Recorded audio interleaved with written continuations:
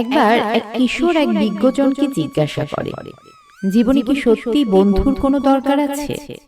বিজ্ঞজন বলেন, হ্যাঁ, জীবন যদি সরল হতো তবে কোনো বন্ধুর প্রয়োজন হতো না। কিন্তু জীবনটা অনেকটা সময় খুবই রুক্ষ।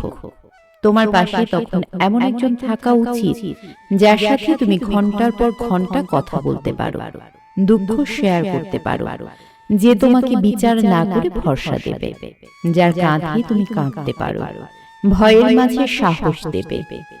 জীবনের কঠিন সময়গুলি যাকে ভরসা করে তুমি অতিক্রম করতে পারবে। কিশোর তখন জিজ্ঞাসা করে, এটা কি সত্যি যে একজন নকল বন্ধু শত্রুর চেয়েও বেশি বিপজ্জনক? বিজ্ঞজন জবাব দেন, অবশ্যই, কারণ শত্রুকে চেনার ফলে তোমার প্রতিরক্ষা সহজ হবে। কিন্তু নকল বন্ধু তোমার সব দুর্বলতাগুলো জানে বলেই বুঝতে পারে কোন বোতামটি কোন সময়ে টিপে দিতে হবে এবং কিভাবে তোমাকে পেছন থেকে ছুরিকাঘাত করবে। কিশোর এবার জিজ্ঞাসা করে, আমি কিভাবে নকল বন্ধুদের এড়িয়ে চলতে পারি? বিজ্ঞ লোক এবার কিছুক্ষণ চিন্তা করার পর বললেন, আচ্ছা বলো তো, একটা ছোট বাগান এবং একটি বনের মধ্যে কোনটিতে বেশি সাপ আর বিচ্ছু আছে? কিশোর জবাব দেয়, নিশ্চিত বনের মাঝে।